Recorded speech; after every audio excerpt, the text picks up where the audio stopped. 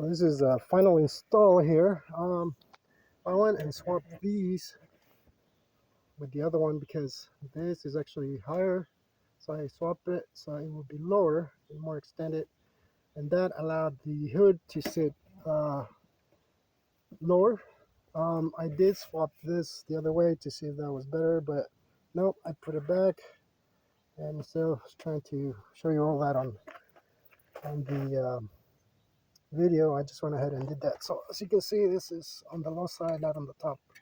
So that way there's more extension, but it'll sit farther down because with that higher, it actually pushes the hood up above this edge here.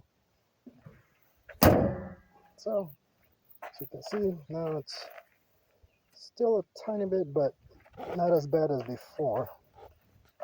This side same.